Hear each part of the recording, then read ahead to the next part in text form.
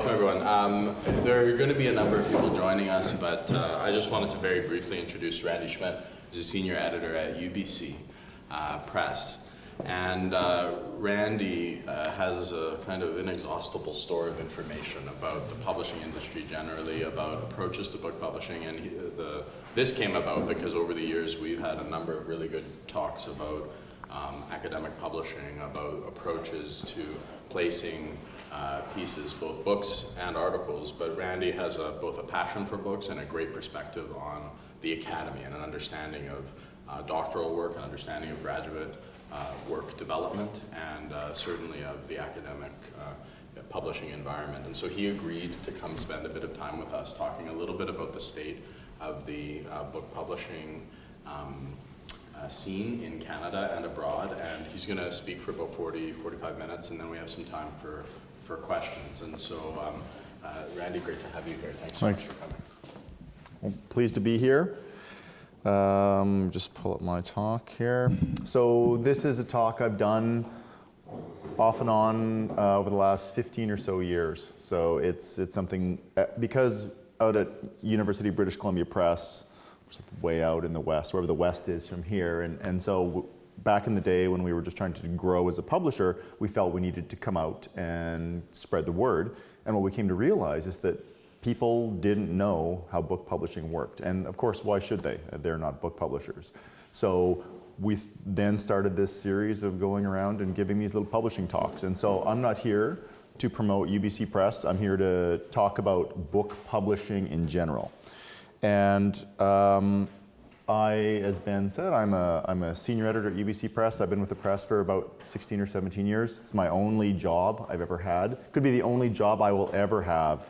I could be one of those guys, 30 years, the same job. But that's because it's such a fantastic job, because unlike Ben and people like that, they have to work much harder than me, yet I get to sort of witness the fruits of their labor. I get to skim the top. I look at the books, the most important stuff. And I don't have committee work or anything like that. So I actually live in Kelowna, BC, which is a little town about, well, 150,000 people in the middle of BC. I work from home, and I just travel around. Oh, and yeah, sorry, if I look a little sunburned, it was 22 degrees in the weekend, and I was coaching a soccer tournament. So this is really helping. It's bracing, this weather. Anyway, so book publishing is a confusing kind of business, and it's confusing for those of us in it. What we're going to talk about today, and I want to be very clear, is primarily book publishing in the social sciences and humanities. So we're not talking about scientific publishing. We're not talking about journal publications. There can be journal articles that are published in edited volumes, that's fine, but really going to focus on the book publishing side of things. And so some of the questions you might have are, what kinds of publishers are there who publish books like this? How long does it take? This is one of the most frequently asked questions. How long does it take? And the answer to that is it depends, and I'll explain why later. Funding. Why is funding necessary? What are the channels available to academic writers in Canada? Can I submit my thesis to a press with little revision if my committee tells me it should be read immediately? And the spoiler alert is no. No, we don't want to see your thesis, your unrevised thesis. How do I prepare a proposal? How do I choose the right publisher? Do I need a publisher, given the prominence of the internet, open access, all of these things? What is the role of a publisher in today's massively connected world? How is open access changing the publishing landscape? Why are publishers afraid of open access, some people think? And what can I expect from my publisher, and what will be expected of me? So if there are questions, I'm happy to take them as they arise, or I can just handle them at the end. So before talking primarily about university press publishing, which is what I know the most about, I thought I would just give a brief sketch of the other kinds of academic publishing out there. So as academics with expertise in various areas, there are different avenues open to. If you're a specialist in Middle East politics, there may be quite a few avenues open. If you are the world's foremost expert in something no one really knows or cares about, then you have correspondingly fewer opportunities for you to publish your work. Each type of publishing has different goals, target audiences, procedures, peer review processes, etc. First of all, there's the big trade publishers, the Random House, Doubleday, and people like David Suzuki, Jared Diamond, Noam Chomsky, they publish with them. These are books, they have little resemblance, I would say, to the kinds of scholarly works most of you will produce. They are targeted at the general trade, the general readership, and most of them, from the point of view of a scholar, have relatively little to offer you. They're simply not pitched for you. So some big name, you know, maybe you hope someday to be that person, the big name academic, the Thomas Homer Dixon writing for everyone and getting interviewed in the CBC. There are textbook publishers, and a lot of textbook publishers are large multinational companies. I'll spare you my rant about the problems with large multinational for-profit publishers. There are also smaller but very good local textbook publishers. But again, what they're trying to do is something very different from what a university press tries to do. A university press is happy to get a book that sells into courses. We love it, right? It makes a little bit of money. But the reality is that most of the books we sell don't. They're not targeted for that. Those are teaching tools authored by academics, but they have a different goal, they're different sort of purposes. They're meant to sort of be used in a course. And so the kinds of things that we think about in the university press world are very different. They do have a type of peer review, but it's not the same kind of peer review that we go through, which is to make sure that what you're producing has scholarly import, that it contributes to a discipline. From a textbook publisher, you're trying to make sure that it's not inaccurate, it's teachable within a term, a whole host of different things. There are scholarly publishers with a particular, I'll use the word agenda, even though it's perhaps not the best word. And they are often run by collectives or other individuals who are passionate about a cause. Some of the best known in Canada would be Between the Lines, which is here in Toronto, Fernwood Books out of Halifax, Black Rose out of Montreal. In the US, there's Island Press. And so they focus on a particular area and they produce books, usually written by senior scholars or often by senior scholars, targeted, I would say, more as a crossover audience, so a crossover between the trade and the general and the scholars. They go through a peer review of some sorts for sure, but the processes vary from place to place. And again, they really are out there trying to promote a particular thing. Most of them, the ones that I know, are left-leaning progressive organizations. And so that's their agenda, and that's perfectly good. One of the things you need to think about if you're considering publishing with a publisher like that is the kind of impact it will have among the people who you need to impress, I'll just say. So you're hiring and tenure and promotion committees. So I'll talk about that a bit more later on. There are scholarly associations and think tanks, and they again have a particular focus. They often work with a publisher that is already established and has avenues into the book trade. They usually have a specific editorial focus, and I'm thinking here of something like the Osgoode Society for Canadian Legal History or the Canadian War Museum. So they don't usually publish their own books, they work with another publisher to put them forward. And then finally, there are the university presses. And there are about a dozen or so in Canada, including the newest one, the University of Regina Press, which was formerly the Canadian Plains Research Centre. But there aren't a lot of them. The three largest ones are University of Toronto Press, McGill Queen's University Press, and University of British Columbia Press. And they publish probably upwards of 70% of all the university press titles in Canada. The rest publish anywhere from a handful of books to maybe 20 or 30. One of the things, probably one of the most important things that distinguishes a university press from any other kind of publishing is that it has a formal affiliation with its parent institution. So at UBC, we fall under the vice presidents of research, and so that is kind of the umbrella. And so we're this odd little unit of his department. He's a biologist or a chemist, and he deals with all the chemists and all these, and then there's little UBC Press, and he really doesn't know what to do with us. But they all have to fit in somewhere. One of the most important things as well that separates university press publishing from any other kind is that it has an approval board of some sort, and it has various names. At some places it's called the Manuscript Review Committee, the Publications Board. It doesn't really matter. The most important thing is that this organization is the guardian of the press's imprint. So it is comprised of senior scholars from a variety of disciplines, sometimes representing the disciplines published by the press and sometimes not. Really, the goal is to make sure you have senior scholars who are well-versed in book publishing and in scholarship.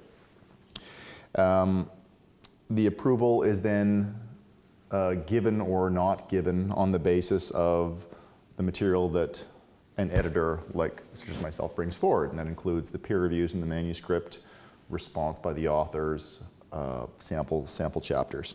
So what a university press imprint means, at least in Canada, and I'll mention this a bit further later, is that the material in the book has been reviewed by other scholars and other scholars of significance, that it's been deemed accurate as much as that is applicable, and that the manuscript makes an important contribution to scholarship, and that a group of other senior, well-established, well-published scholars has been satisfied that the peer review process has been rigorous and fair, and that what you're bringing forward is something that will advance scholarship. So in terms of your careers as scholars, a university press publication, in addition to articles in peer-reviewed journals, are prime factors when it comes to decisions on tenure, hiring, and promotion, especially in the social sciences and humanities. Again, I'm not really focusing on scientific publishing, that's very different. So publishing your book under the imprint of a respected university press will almost always enhance your career. The primary mandate of the university presses is, or the guiding principle, I suppose, is that the books need to make a contribution to scholarship. So markets and profitability are a secondary concern, or tertiary, or even further down the line. Yeah, we think it's terrific if a book actually sells well and makes money, but most of the time they don't. The reality is, the harsh reality is that most academic books sell in fairly modest quantities to specialized audiences, and there's nothing wrong with that. That's just the nature of the work itself. As I say, we put the not in not-for-profit. You know, the university press world, that's what we do. But I think it's safe to say that if we were to rely on the invisible hand of the economy to determine what would get published, the vast majority of university press books wouldn't get published. And so that's one of the crucial reasons why we're so important. I want to emphasize again that university press publishing varies considerably from country to country, and what I'm talking about focuses mostly on Canada. The US is a large and thriving university press world, but many of those presses have a much stronger trade focus or regional trade focus than we do here. They may focus, we operate a little differently. And in the UK, Cambridge and Oxford are the two big ones. There are a whole host of other excellent publishers, of scholarly books that aren't university presses in England. But again, they all operate a little differently. And the Oxford-Cambridge model is completely different as well. They publish huge quantities of books. Just how it all works there is very, very different. So really talking about Canada here. So in terms of the process, there are a couple of main ways a book comes forward. One, and this is the most common, is the manuscript isn't yet complete. And so you have an idea for a book, maybe you've wrote your dissertation, you've completed it, you put it in the drawer, you open the drawer and you felt really sick and you close the drawer again, and then maybe 6 months later you could actually open that drawer without feeling really nauseous, and then it's time then to start thinking about transforming it into a book. So the normal way is you simply think about this book and you write a proposal. And that proposal is sent out to a number of different publishers, and the editorial groups of the various presses will assess it and decide if it fits within the profile, whether it's likely to make a contribution to scholarship, whether it is possibly available for a publication subvention, etc. So assuming it does, then the author, the would-be author, then kind of formalizes a preliminary relationship with the publisher to work on the book. And so people, you can retire to your ivory tower or your not so ivory tower, I don't know where people work these days, and work on the project. And you can have, various kinds of relationships with publishers. One of the things that separates publishers is their willingness and ability to work with authors at various stages. And so some authors really just want to go away and write their book and then send it to me. They're not interested in what I have to say about it, and that's totally fine. Other people want some kind of feedback early on. And so that's something to think about. And I'll talk about this a bit more later about how to find the right publisher for you. You need to think about what you want as an author. Less common is when the manuscript is complete, and then the author, and this happens, they'll send me their manuscript. I'll be like, well, this is really terrific. I'm glad I've received your manuscript. I need a proposal though, still, because I don't have time to kind of go through the manuscript. One of the things that the editorial group at a press will do is share information between themselves, between the marketing departments, between the production departments. And so even if you've written your manuscript and you were thinking, oh, I'm going to talk to this guy after the presentation today, I'm going to give him my manuscript, we'll need the proposal. And a proposal is actually a very useful thing for an author to have to write. It's like that old, tell me about your project between the time the elevator leaves here and gets to the 15th floor. You've got, 1 minute. You've got to pitch it. And so pitching it in a digestible format is a very useful strategy. It can help authors clarify their thoughts. I'd like to think actually that writing a good proposal helps the actual writing of the manuscript itself.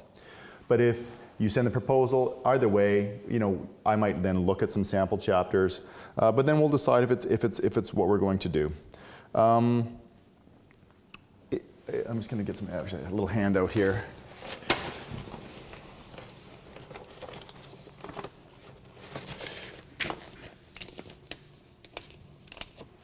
Thank you. No, I'm good.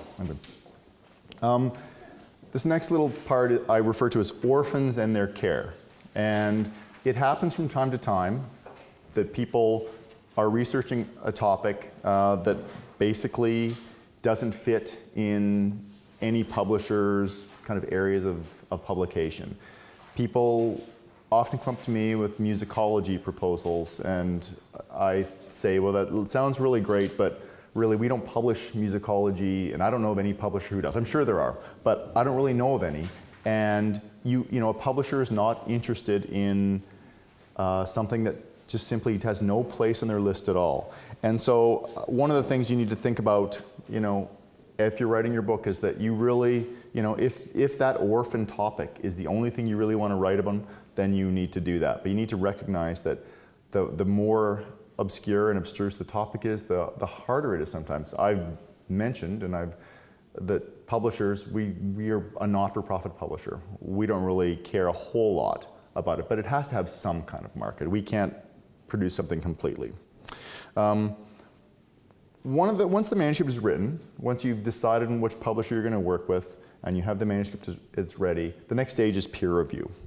And one of the things that your editor may do may ask you to suggest names for potential readers, people that we might want to avoid. And we usually don't ask for reasons. We recognize there are disciplinary tensions. Maybe you wrote a nasty review of that person's book and you don't want to obviously give that person the chance to review yours. It's a single blind process, so that's a point of confusion sometimes. The authors will know who you are, you won't know who the readers are. So that is important. Once we get the reports, the kinds of reports we get really determine the course of action. So there are basically 4 kinds of reports. The first one is, it's great, it's missing a comma on page 46, but aside from that, it's ready to go, publish as is. As you might expect, that's not terribly common. More common, probably one of the most common, is it's really good. Here are some optional suggestions for revision, nothing substantive, it looks really strong. That's the kind of review you're really hoping for. Probably the next most common is the one that says, there's good potential, but I think the author is ignoring this issue, and so I think subject to these revisions, I think this makes a good contribution, but he needs to take this into account. And the final one is, this is horrible, you'd embarrass yourselves if you publish this, even if revisions are made. This isn't even a subject. I had that once. This isn't even a subject. How can there be a book on it? Not that common. It happens from time to time, but it's not that common. If you get the 2 reports that are among the top, the ones that say this is really good, not much change is needed, let's just move forward, get it published right away, then you're in an ideal situation. You write a response to those reports, and then the dossier is brought forward to various bodies for approval. More common is the situation where I will say, well, you know, there's a lot of really good material here, but I think it's not ready to go yet. We need to get stronger reviews. You need to make these revisions, and we'll go back to the reader. And that's the revise and resubmit situation. Sometimes the revise and resubmit will come from me. I'll say, you know, in my experience, based on my judgment, this won't get approved, so let's not even bother bringing it forward. Sometimes I'll present it to my board. My board will say, this is really good, but I think we want to get another reader. They may have an issue with one of the readers, you know, some background, you know, rumor about this reader did this, and then you're like, okay, well, we can't even count that report anymore, so we have to get another report.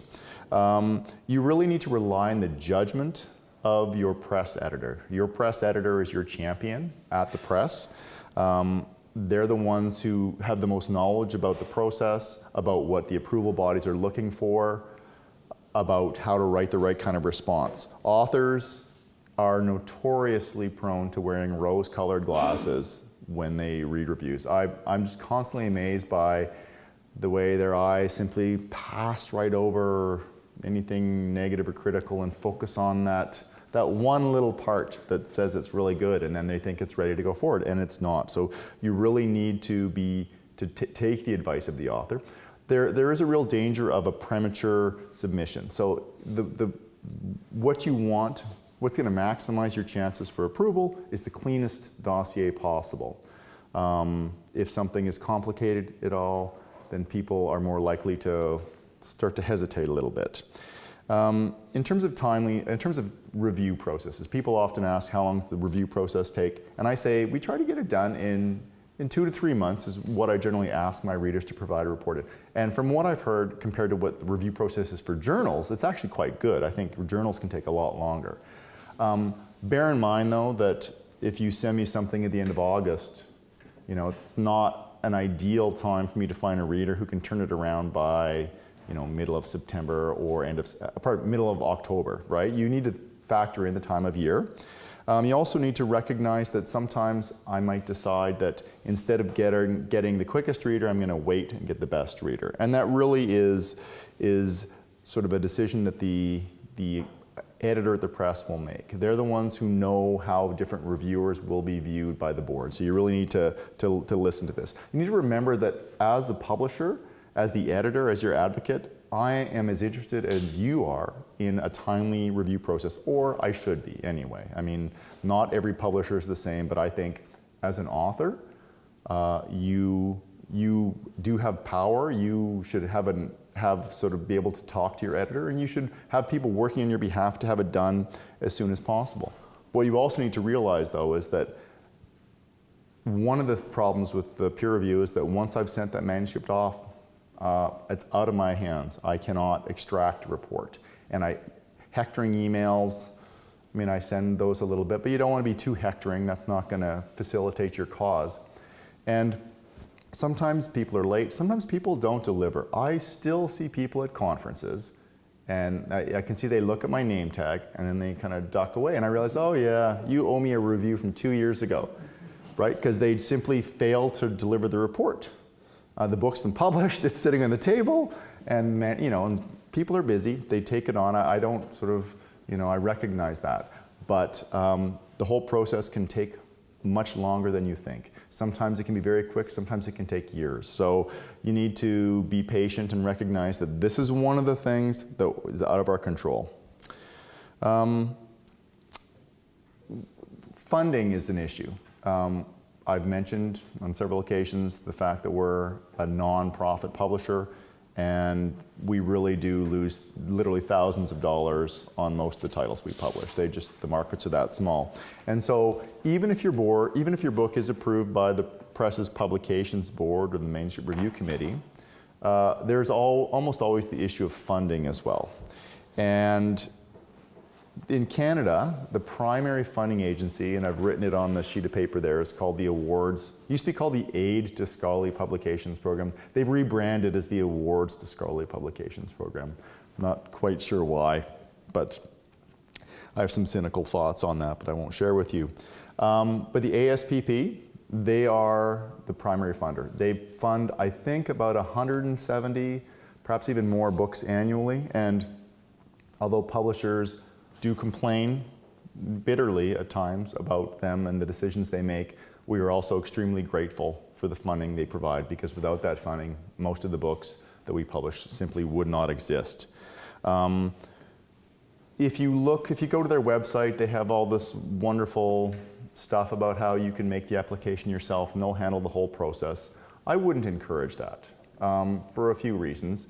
They only have a couple of people working there, and they don't do that anymore. They're not in the business of finding reviews like they once were. There was a time when, that maybe 7, 8, 9 years ago, the press would find one reviewer, the ASBP would find one reviewer, and then we would share with each other and then move forward. But then we realized that was really a duplication of effort.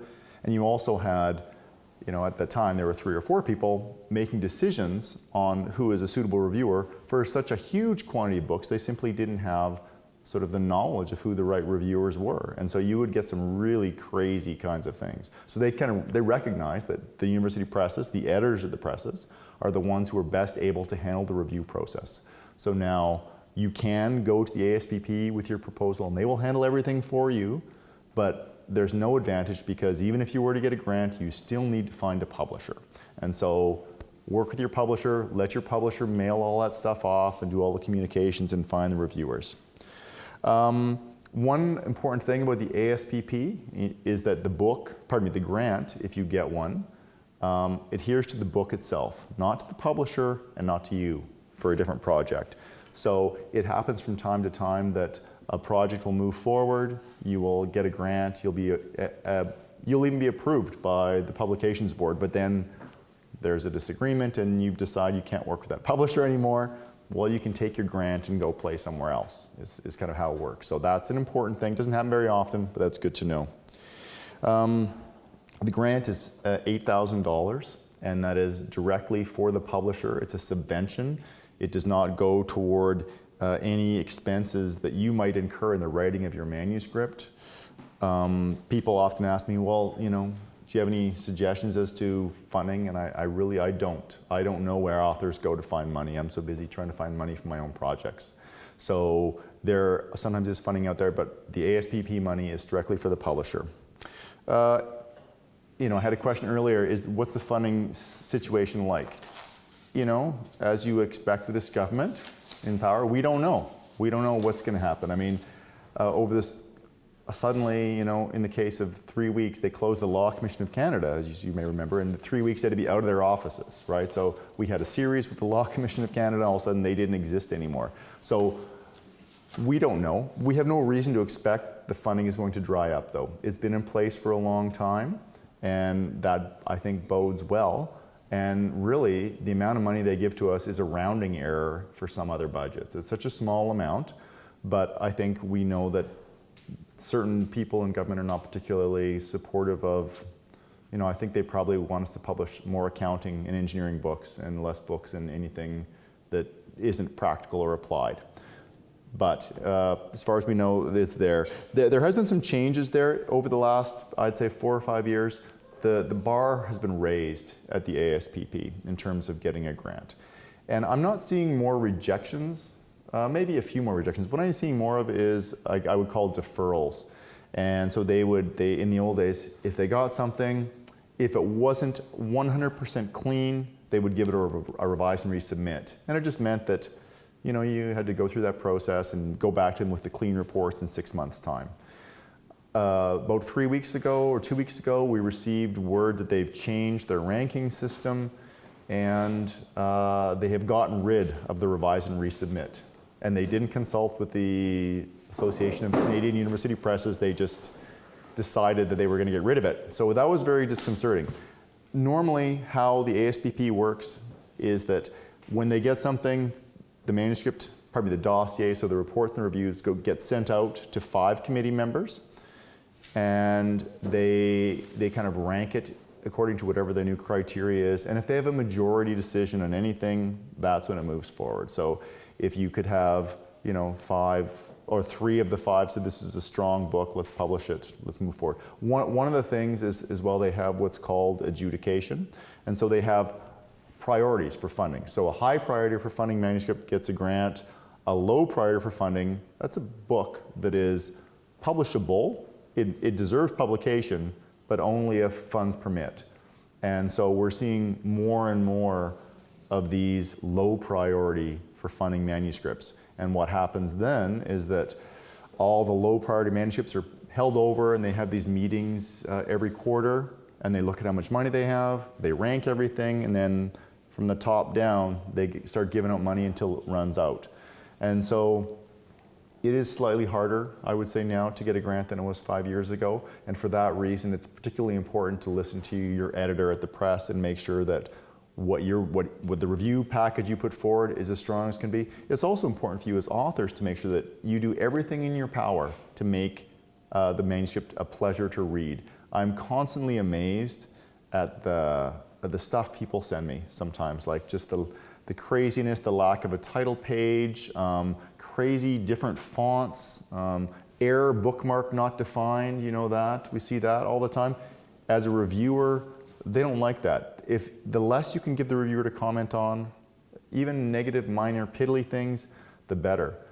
Some authors actually go so far as to hire freelance editors. They don't trust their writing skills. They hire freelance editors to give the pass over the manuscript. This isn't necessary. If you're really concerned about your writing, you might want to consider it. It could be a make or break kind of thing, right? And again, I would consult with your editor on that. A press editor, such as myself, although I was a freelance copy editor in a former life, I don't have time to do that to your manuscript now. And no one in-house at the publisher will spend that kind of time on it because it hasn't been approved for publication. So at the pre-approval stage, the pre-ASBP stage, do everything you can to make it as polished as possible.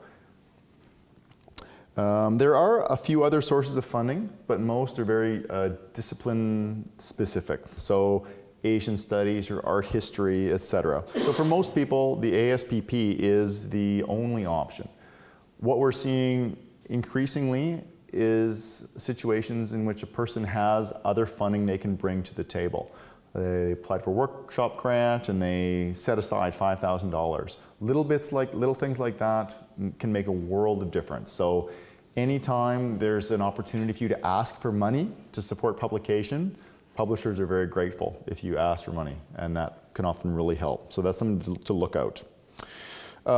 As I mentioned, one of the things people want to know most often is how long is it going to take to get my book published, and it depends. It depends on so many things. As I mentioned, the peer review process is the first variable. We have no idea. Ideally, it can take 2 or 3 months or 4 months. It can take much, much longer. And then the ASBP can complicate the situation. They've sped up recently, but previously, I could wait 6 or 7 months in bad situations to get word of a grant. And so an author is sitting there, twiddling his or her thumbs, and unable to move forward. That's gotten much better, I will say. There's also the fact that even if it's approved and we have a grant, there's still the stuff you need to do. It's such a common thing. People are, the manuscript shows up at my desk a year after promised, and then, is there any way we can speed up the review process? It's like, could you sped up the writing process? Yeah, no, it took as long as it took, and the review process will take as long as it's going to take.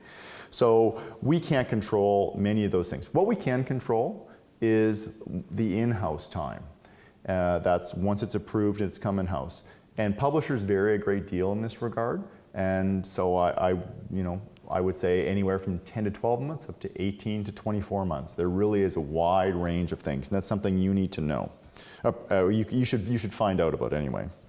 So what I tell people is that you should want your book to come out as soon as possible, subject to a rigorous, thorough, and fair peer review. And I said this once to a senior political scientist, and he said, "What kind of lunatic wants a rigorous peer review?" And I thought that was a good question, but I said, I think everyone does, and everyone should, because I think it can make the difference between a really good book and a mediocre book. A good book that will help you get the job you want, buy the house you want, whatever it is, and a bad one that can really, you have to recover from. So having that kind of, peer review, if it's done properly, will make the book better. You will get that kind of pre-review, incisive, penetrating questioning. It will make you rethink some of your assumptions, rework some of your chapters maybe, but that's what you want, and it'll be better as a result of it. I think it's also important that you be allowed sufficient time to write the manuscript and polish it up as much as you can and make it as up-to-date as possible. So a lot of the times, things aren't particularly date-sensitive in scholarly publishing, right? And you need to keep that in mind. You need to have the time to do the job right on your end. There's also the actual physical book production phase. And as someone who worked in that department, there's a whole host of steps and they all take time. There's the copy editing, there's in-house cleanup, there's the copy editing, the proofreading, typesetting, indexing, book design, cover design, all of these things. And if you cut corners, it will show. All of them are necessary and important steps. And what I emphasize to people is the vast majority of scholarly books are not time sensitive, and their life cycle is measured in years and even decades, not months.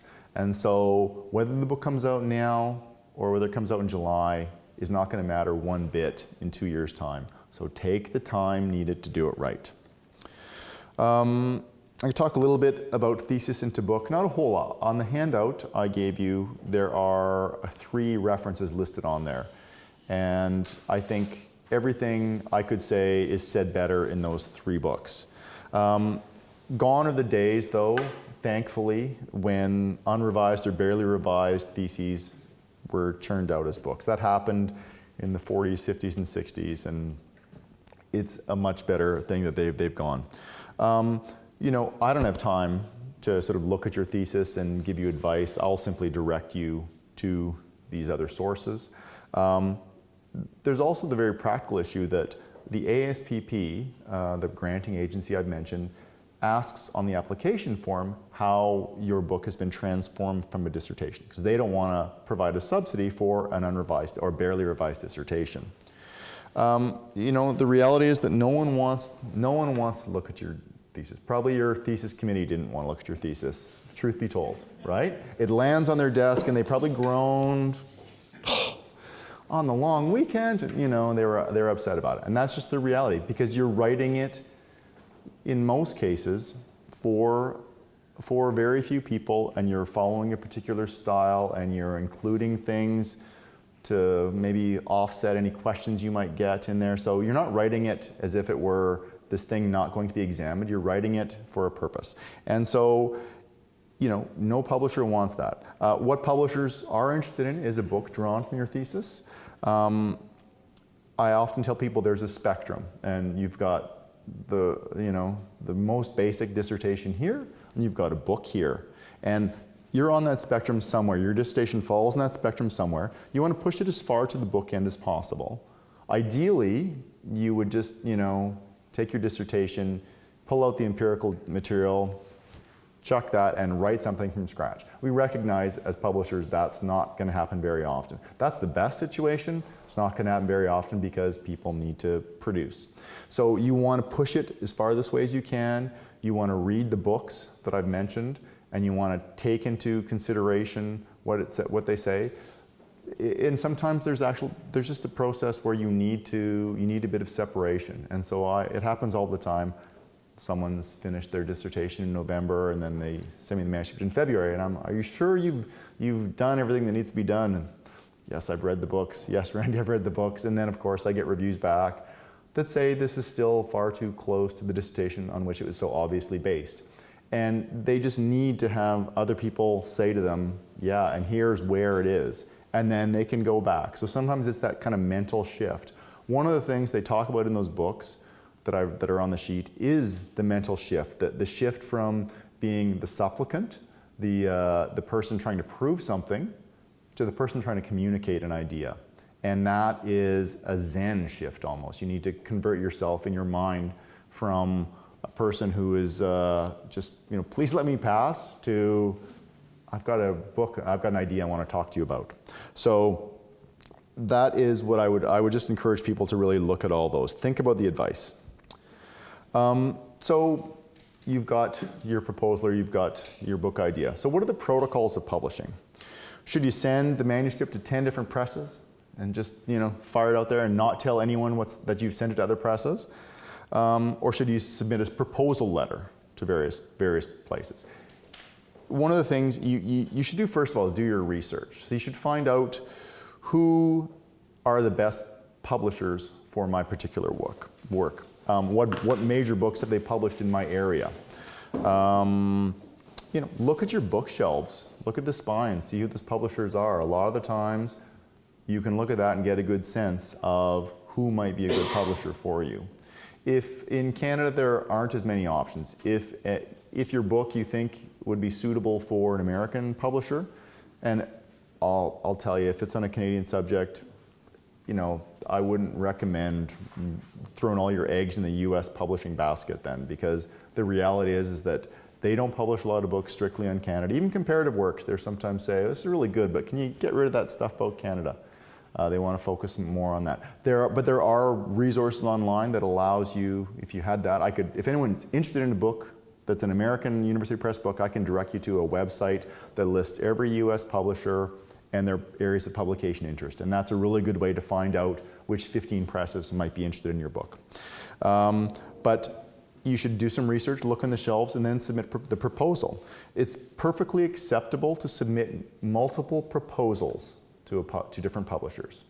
It is not acceptable to submit the manuscript and have it go out into review. And this happens from time to time. And it's always kind of interesting when I received an email last year. I contacted someone about reading this, and he said, well, I actually just reviewed that for another press.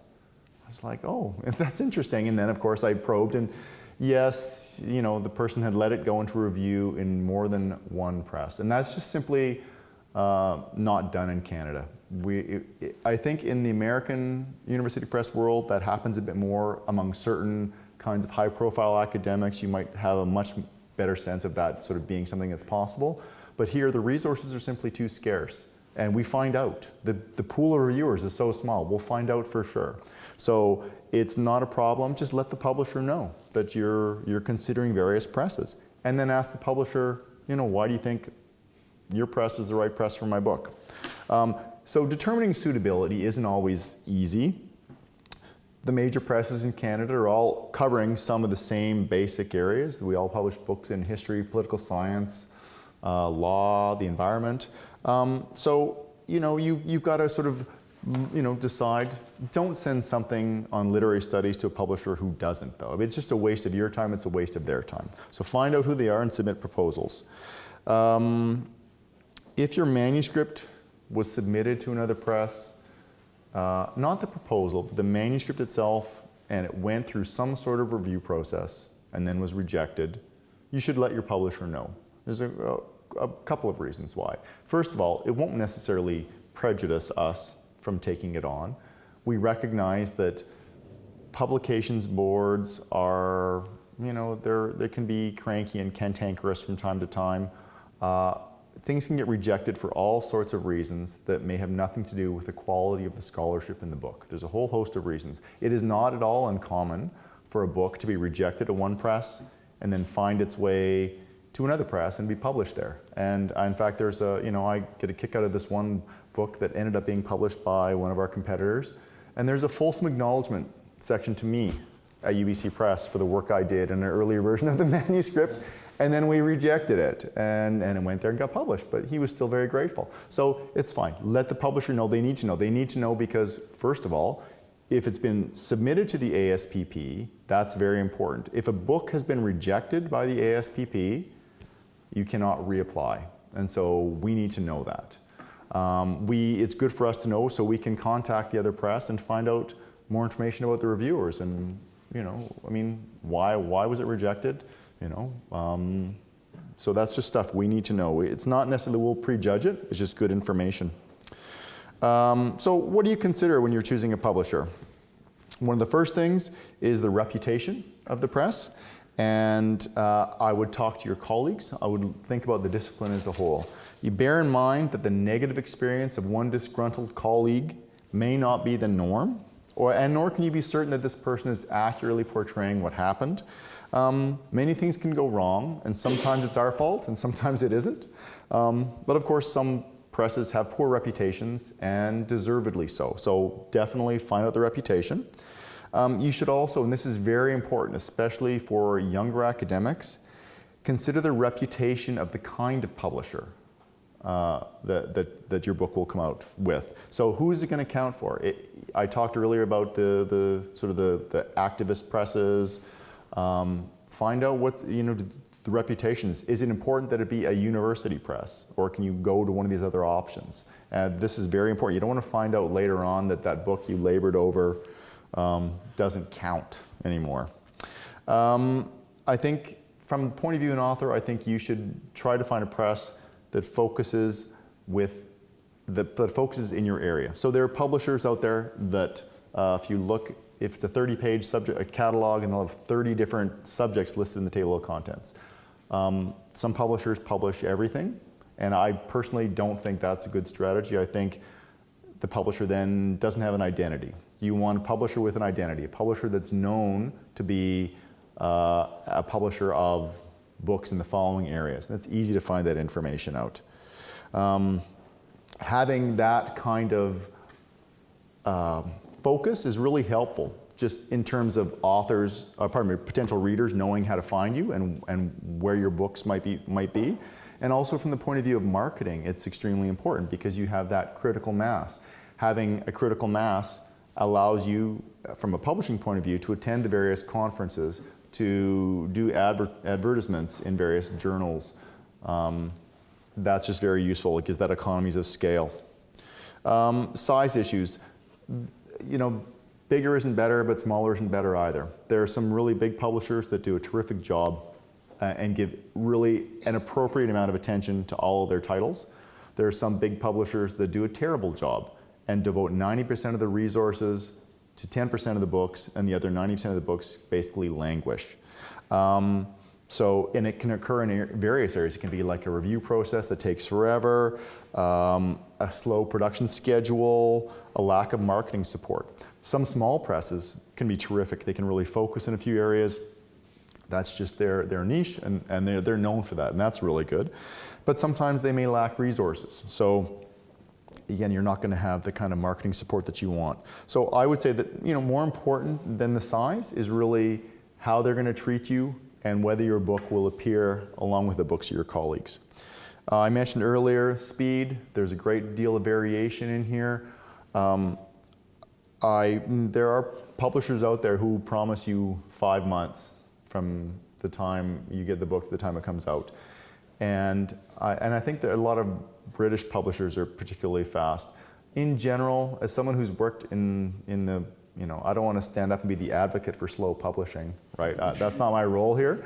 But as someone who's done that kind of work, I just don't see how 4 or 5 months is possible and have a quality book. So if you care about typos, if you care about a cover design, if you care about those kinds of things, think about that. Don't go for the quickest, but also if they say it's going to be 2 years. I actually knew a guy I knew who his book slipped in the production pipeline and then it got bumped off like 8 or 10 months because I just got pushed out of the queue. And I think that's crazy too. I don't think it should take, 18 months to produce a book. It just shouldn't. Editorial production factors, not all publishers are equal. Some publishers do put more attention on things like copy editing and proofreading. I had a meeting with an author earlier today who lamented her horrible proofreading skills, and I said, that's okay, because we don't expect you to get that. That's not your job. You're the brains people, we're the detail people. So you want someone who's going to catch that stuff. And publishers hate that too when they get the reviews that say, this book, reviewers will comment, this looks like it never passed through the hands of a competent copy editor, and that's just a dagger to a publisher's heart. So, make sure that they're going to do those kinds of things. Ask them, will there be a proofreader or will it be a proof handler? Like handing it to the typesetter once it, comes from the copy editor, or will someone actually read it? Are you responsible for all the errors, or will someone else be doing that? If it matters to you, you should find out about that. And I think finally, the point I would make is that publishing is about, you know, it sounds like I'm going to have a big group hug. It's about relationships, right? But it is, because I'll have worked with people for years before their book comes out, and then we'll see them for years afterward. And you're going to be working with this publisher, this group of people, for 5, 10, 15, 20 years. And so you want to sort of like the people you're going to work with. You want to have a relationship with them. Books don't really go out of print anymore.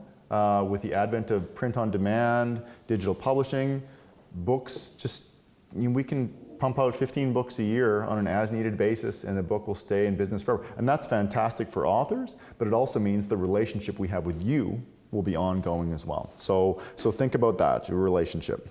I'll talk a little bit about marketing. Most authors have completely, wildly unrealistic expectations of the market size for their book. Publishers have a much better sense of this, but even publishers don't always know. The next time you walk into Book City or one of those places and you see all those, those remainder tables, every single book on there represents a publishing error because they didn't anticipate, they over-anticipated the size of the audience when they did the initial print or the reprint. So no one knows how well a book is going to sell. It's a guess most of the time. And, but we're right more often than you. There's this, every author thinks my book will appeal to the general educated reader, right? The apocryphal general educated reader. Doesn't exist. There is no general educated reader that buys our books. Most authors feel their book will appeal, and they won't. They sell to specialists. And so, if you need to cling desperately to this notion, just cling desperately to that notion in private, and don't come to the publisher and say, no, really. I mean, I just know that if I went to Chapters with my book and had a table there, they would buy it. No, they wouldn't. No, they wouldn't. And then what happens is, publishers are great at publishing your book, but they don't want to sell it. No, that's not true. It's just extremely difficult to sell books. University presses operate on tiny, tiny razor-thin margins, and this is a harsh reality, and it impacts. It's true, it does impact. Sometimes more marketing would sell more books, but would it sell enough to make it worthwhile? I mean, all the marketing resources in the world won't sell 1,000 copies of the book if only 200 people really want to read it. So you need to bear that in mind. So what won't happen? You won't get a review in the New Yorker. This is my prop. Odds of this happening are pretty slim. Might get reviewed in the New Yorker, but you won't see like new from UBC Press, full page splashy ad for your book. You probably won't have a launch at the AGO with like nice BC wine and crudité. You're probably not going to have that. You probably won't get a cross-country speaking tour, although it does happen. But there may be little speaking events, things that will happen. You will have print promotions. There's a whole host of things that go on in the background that authors don't know about. Your book will be submitted for awards. It will be sent for anybody who possibly wants to review it. We're happy to send you a review copy. That's the best form of free advertising we can get. It will appear in various catalogs. It will appear online. There'll be electronic sort of email campaigns notifying people of the books and trying to sell copies. It'll go to conferences. It'll be a whole host of things. One of the things I'll just talk about briefly is the issue of open access, and that's something that I field a lot of questions about this lately. And there's a lot of pressure from SHRC, from libraries, from everybody about open access. Basically, we want, this should all be available out there somewhere. And there's even kind of like the neocon, well, the public is supporting these professors. We should have free access to everything they produce. I think, first of all, it's important to recognize that there is no universal publisher position on open access. It varies from publisher to publisher, and everyone makes decisions based on what they think will happen, how it will impact their bottom line. But the problem is that no one really knows what the impact is. We did an experiment with the Law Commission of Canada when we published their books, and because they had deep pockets at the time, we agreed to publish online open access copies of their books 6 months after publication. And we thought that would be really useful to kind of track the sales. And we didn't get the kind of data that we were hoping for from it. There is a publisher, Athabasca University Press, out of Edmonton, and they operate on an open access model, and they sell print copies of their books as well as ebooks. And we represent them, and so at conferences, I'm always selling paper copies of their books. So we know that people buy paper copies of books that are freely available online. We don't know how many that is though, and that's the problem. You know, some people argue that posting this material could draw readers toward or push readers toward something. I think that's a good argument. It's not without merit, but it's untested. I've yet to see any evidence supporting that. And so publishers, you know, if publishers thought that we could actually increase sales by making everything freely available, well, we would do it in a second. But we don't have that data, and so we're skeptical. You know, I think one of the other reasons is that the Canadian book market over the past, or the North American book market over the past 10 to 15 years has changed dramatically. So the revenue base that we used to count on, institutional sales of hardcover books to libraries, has diminished considerably. Libraries are buying fewer books. The Canadian dollar has risen against the American dollar, which has correspondingly cut down the amount of American dollar revenue we get. Independent bookstores are going the way of the dodo, right? Or those that are there, you know, the big chains, they favor Twilight, Harry Potter, and non-book items. I read something somewhere that said that Indigo's chapters was really pushing toward 40% or something like that of their floor space for non-book items. It's just insane. If you go to the States, Barnes & Noble still sells books. Chapters, you buy things for your shelves at home, dust collectors. It drives me crazy. And trade publishing. Douglas & McIntyre, a big West Coast book publisher, bankruptcy just a little while ago. So, you know, it's a really difficult thing. People point to journals and they say, well, you know, journals have open access. I mean, why can't books? Or they have, after a certain period of time, an embargo period. Well, journals operate in a different model. Journals operate on it's kind of a recovery through subscription. So the journals are paid for in advance through subscription, whereas we literally almost have to hand sell individual books to people at conferences. I see Ben, well, hey Ben, you know, come buy this book. You can use your author discount. And I do. And he does, because he appreciates, you know, and I buy him a beer afterward. So that's how it works. So it's a very different model, right? And you really can't compare those. So, you know, people, I subscribe to various blogs and people write in, oh, these publishers, they're against it. They want to protect their profit margin. There is no profit margin. We don't make a profit on these books. We really don't. And so I think over the next 5 years, the landscape will settle down, just as it has with ebook formats. For a while there, publishers was like, oh, how many different ebook formats do I need to create so that I can sell ebooks? Right? It was very complicated. Now we've kind of settled a bit more on a few key ones, and as soon as the hardware, the book sort of e-reader things also settle on the same thing, it makes it much easier, and then things will settle down. It's like the old beta VHS battle, right? Or the Blu-ray, and what was the other one? There was the other one, anyway, Blu-ray 1, right? Blu-ray 1, and so the other one went out of business.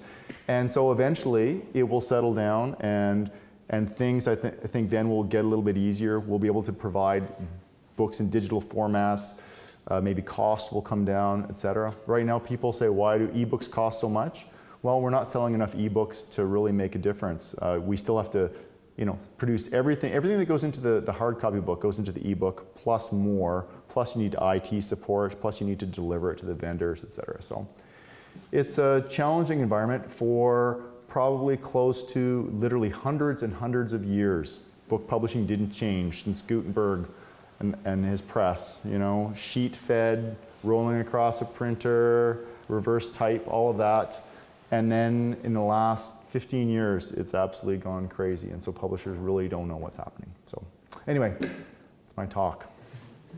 Well, thanks, Randy. We have some time. Sure.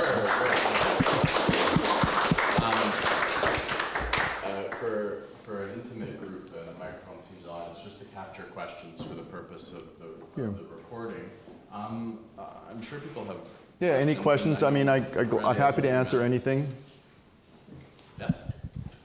Will you publish my book. No, I'm just kidding. No, my question is actually about open access. And Okay. I'm just wondering where you see discussions going, because I imagine you're participating in discussions that I don't even know are going on. And my question is coming from looking at what's happened in the UK with the gold open access standard. So that's like just more different levels of open access? Well, essentially what's happening is now, if you have a grant, at least I think the way that it's working is that many funding agencies are now demanding that the work be open access. But the model that's been taken up is when you put in your funding request, you include money. You include a request for money to support making the book open access. So I'm just curious if, which is highly controversial in lots of ways.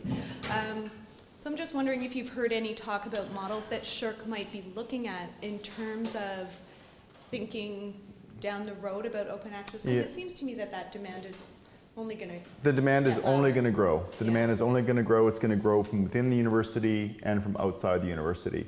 I've not heard of that particular model, but the one thing it does do, it addresses the single greatest problem with open access, which is funding, right? It costs what it costs.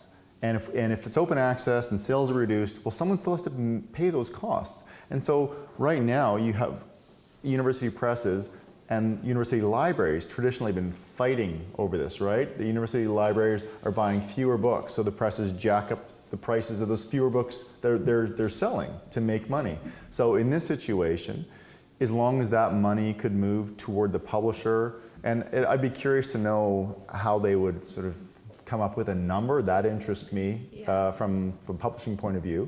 But it does address the issue. I don't think we've had that particular discussion come forward to any particular publishers. It's probably been discussed in the larger group of the Association of Canadian University Presses. So there's constant discussion about it. And I think it's going to shake down over the next 3 or 5 years. 3 to 5 years. That's my guess. Who knows? That's really helpful. Thank you. That's an interesting model. I had not heard of that. Gold open access. Yeah. So what you'll see is kind of journals where particular articles are open access. So and this is for journal publishing primarily, and. But I think it's primarily happening now in terms of journals. Sorry. Yeah. Okay. Interesting. Can you attach some adjectives that would go with the number of sales in, say, the first year after publication that would correspond to, say, just barely adequate and good and outstanding? In terms of sheer numbers? Yeah, just sheer numbers. I guess it depends on the kind of book. So if we're talking a typical scholarly monograph, I would say that most of the time the lifetime sales for that will be under 1,000 copies in Canada. And bear in mind that it varies. It depends, I suppose, on the subject. It depends on if it's a primarily Canadian topic. Most of the sales will be here, and so it'll sort of diminish accordingly. So I know in the States they don't have the same kind of publication subsidy requirements that we do up here, but that's because the market is 10 times larger theoretically. It's hard to really put figures on something, but just 1,000 copies probably still isn't enough to break even. So. But some books literally sell literally just a few hundred copies, and that's just the nature of the work. And I don't think that's anything to be, people shouldn't feel bad about that. Those 100 people really, really like that book. That's how I look at it. Hi, I'm a graduate student here at Osgoode, so I probably have, again, an idealistic view of both the area that I research, which is taxation, and people who are going to be interested in the area. I am also a believer of making knowledge available publicly. So I'm interested in writing both a scholarly book and then having that book appear in a much more simplified form for a public audience. Yep. Would that... Obviously, it wouldn't go through a UBC Press or another university press, the second book. Yeah. But are there relationships between the university presses and mainstream book publishers that could facilitate that movement? Yeah, I would say no, in the sense that we're not competitors. We simply are different. Like if someone comes to me with a book that should go to a big trade publisher, I don't even bother to try to profile, because it doesn't do me as an author any good, pardon me, as a publisher, to take a book that isn't right for a university press. But they really are very different. And one of the things that may be an issue, though, is copyright on this. And so a standard publishing contract includes provisos that you not publish anything that hinder or harm the sales of the book. So whether you would need special permission from, I guess, probably the, you know, I guess it would depend on which book came out first, or if you're trying to do both at the same time. But in general, that's one possible consideration. And I know trade publishers in particular, they're much more zealous about protecting their copyright. But even scholarly publishers, if we thought that trade book would harm the sales of our book that we're losing money on, we probably wouldn't be super keen on allowing you to do that. So, but I mean, I sympathize with that, and I try to convey to people that, you know, certainly not university presses are not rapacious, you know, money-grubbing predators. We're trying to stay afloat so we can publish more money-losing books, is kind of how I view it. And you know, it's just like academia. You know, you don't do it for the money, you do it because you love it, and that's kind of what we do. We don't do it. Once in a while, the book sells really well, and we're just like, you know, we're giddy with excitement at the press. But it doesn't happen that often, and most of the time it's kind of a sober reassessment. Yeah, that sold about as poorly as we thought, kind of thing. But you know, that's just how it is.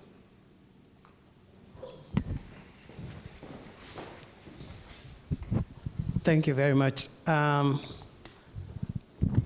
would take the fact that a publisher, and a reputable one, will find something that I have written publishable. I would take just that. But I also have the idea that if someone publishes a book, that the person probably is making a lot of money. But from what you just said, it doesn't look like that. No, they're literally, I mean, commercial publishers, there's publishers that make money, commercial publishers, but even them, you know, I've read some stats that a significant proportion of trade publishers lose money on most of their titles because they invest a lot, not so much in the back end stuff that we do, which is the peer review, and you know, the unit cost on something you're printing 500 copies of is quite significant, right? Whereas if you're printing 15,000 copies of something, the unit cost is low. But the vast majority of trade books lose money too. It's just those that make money make a ton of money, and they offset it. So they're kind of, you know, we know 90% of what we're going to publish is not going to make money. And so people often ask, I have the conversation with them, they take them out for coffee, and they ask about royalties, and then I just kind of, I pull out my little thing, well, I'm actually deducting the price of this coffee off your future royalties. I'm not really, but they're small, right? They're people, you know, people talk about royalties, they want escalators, they want all these things, and I can appreciate that, because if you write something and it sells well, you should be rewarded.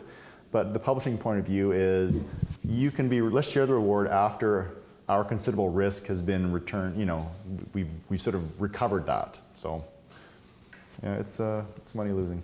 Randy, can I ask you just to address two other kinds of things that come through university presses, just so people can, one is the edited collection. Okay. And how you kind of see that having evolved in a number of years. It seems to me that they've become more and more important within the academy, and whether that has put, well, I know from working with you on it that, you know, that the process is similar, but it seems it's a different kind of book altogether. And then secondly, the version of the book, which isn't an edited collection, but that's an added to and revised version of things that have appeared in small portions here and there, which seems to be, again, more and more common sort of path to book, right? Where you publish an article, add to it, change them, make it cohesive, and then it's a book. Yeah, a couple issues. So there are two separate questions. The first one, it's interesting, in the publishers rank books quite often on the basis of how well they'll sell. And at the top are always monographs. And then you get edited collections, and then revised dissertations. So monographs that aren't revised dissertations, and so it moves down the list.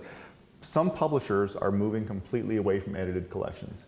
And one of the reasons why is there's a suspicion that libraries don't buy as many. I don't think that's even a suspicion. I think that's a fact. Libraries, again, prioritize certain types of books over others. And so an edited volume is less important than a monograph. And it's kind of funny because everyone's talking about interdisciplinarity and bringing groups of scholars together, and one of the best ways to do that is through an edited volume. But one of the things I think that publishers, you know, and as I said, some publishers are literally moving away from edited collections completely. We haven't moved away. We've decided though that the ones we're gonna publish, we want to be top drawer. I know from experience, from sales, that sometimes edited volumes sell amazingly well if they're well done. And so we attach not different standards, but we make sure that certain things are done to make sure it sort of consists as a unified whole. So, you know, that's one of the things. But libraries will actually, you know, we know from talking to library buyers that they look at books, they look in a monograph. And if in the monograph it's based on your dissertation and you say, I'd like to thank, you know, this is based on my dissertation, publishers will strip that out mercilessly because library buyers will be flipping through that, and if they see that, it is correspondingly slotted lower on the to buy list. So we get rid of all of that. We try to make everything seem like it was never based on a dissertation, even if it has. And the second question was about, the sort of repurposing of material. You know, one of the problems with that, I can see why authors want to do it. A couple of issues. One is a lot of the times that material is not eligible for an ASBP grant because the ASBP grant, you can have previously published material in an edited volume or a monograph, but it can consist of no more than 25%. And so if you take something and then you try to kind of repurpose it and create, you know, your collected works kind of thing, you run the risk of it not getting a grant from the ASBP. And I sort of sympathize with the author because I think, well, you know, you've been writing around this topic for years, and now you're not reproducing the pieces. You're taking what you thought earlier and you're reworking it, and it is sort of forming something new. But one of the problems really is the grant aspect, and as well whether people will view that as something that's sufficiently new. It's kind of complicated. They might think, well, I've read, you know, the original version of 3 of these 7 articles, and so do I buy the book? So that's part of it, though. Any other questions?